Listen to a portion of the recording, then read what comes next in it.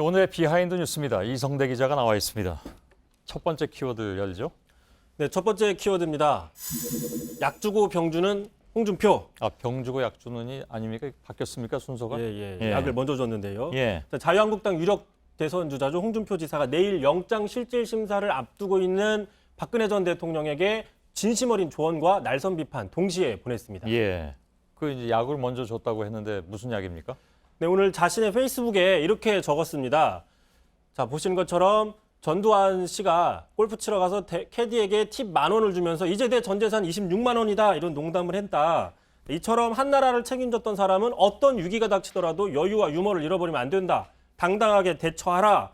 저런 조언을 했는데요. 자, 요즘 이런 말이 유행합니다. 힘들 때 울거나 참는 사람보다 힘들 때 웃는 사람이 진짜 인류다. 자, 홍 지사는 박 전 대통령에게 내일 인류가 되라 이런 진심 어린 조언을 한 셈인데 예. 자, 이런 조언 아무나 할 수 없다. 경험에서 우러나온 사람만 할 수밖에 없다는 분석이 있습니다. 자, 왜 그러냐? 홍 지사 2015년 5월이었죠. 성완종 리스트에 연루돼서 검찰 출석할 당시에 저렇게 미소를 잃지 않았습니다. 예. 근데 아까 전두환 씨 일화는 그게 맞는 얘기입니까? 그래서 좀 계속 찾아봤습니다. 예. 찾아봤더니 출처가 좀 불분명합니다. 확인이 안 되는 상황인데 다만 그 농담이라고 알려진 거기에 보시면 액수는 좀 틀게 나옵니다. 자, 10,000원을 줬으니까 전 재산은 28만 원이 돼야 되는 상황이고요. 그러네요. 예. 다만 이 전 재산 29만 원이라는 게 상당히 그 국민의 공분을 산 게 2003년이기 때문에 이런 말이 나왔다면 그 이후로 추정은 할 수 있는 상황입니다. 예. 아무튼 저걸 약이라고 한다면 그럼 병 준 건 뭡니까? 그 병 바로 저 조언한 지 얼마 안 돼서 이렇게 날선 비판했습니다. 직접 들어보시죠. 우파의 대표를 뽑아가지고 대통령을 만들어놔니까 허접한 여자하고 국정을 언론하고 춘향인 줄 알고 뽑았더만은 향단이었다. 그래서 탄핵당해도 싸다.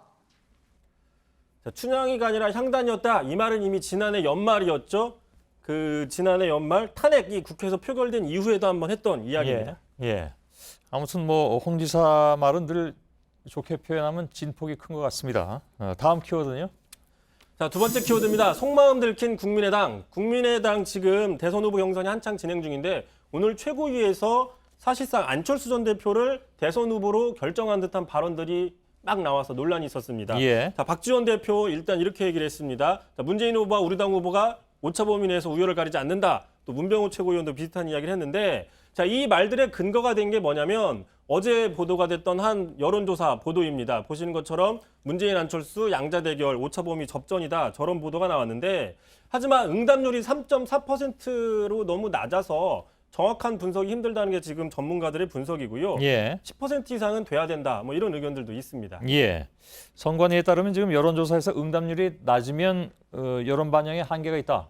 인정할 수 없다 이런 얘기가 나와 있죠. 그렇기 때문이고 또 하나 문재인 안철수 두 사람의 양자 대결만 가정해서 여론조사 하게 되면 현재 다자 구도에 대한 어떤 현실 반영 쉽지 않다는 지적이 있고 예. 무엇보다도 지금 국민의당 경선이 끝나지 않은 상황입니다. 따라서 2등을 하고 있는 손학규 후보 측이 상당히 불쾌감을 토로하는데 직접 들어보시죠. 예.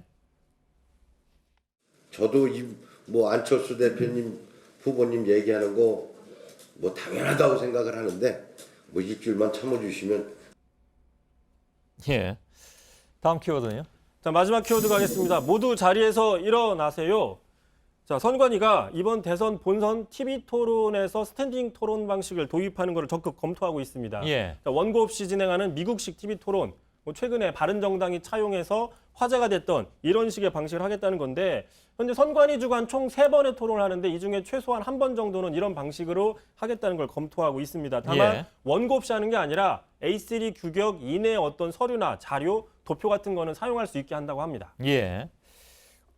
지금 각 당 경선하면서 TV 토론하는데 형식 내용 사실 좀 기대 못 미친다 이런 평도 있어서 이렇게 이른바 이제 스탠딩 방식이 도입이 되면 좀 나아질까요?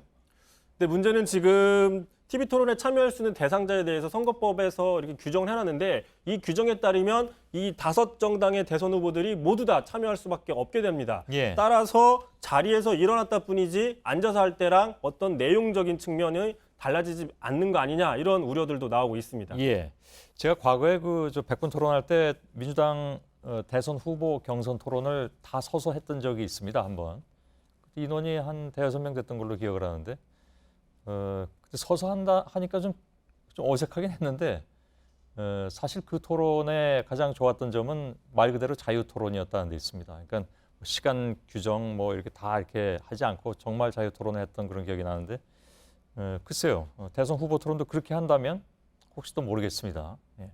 이성대 기자였습니다.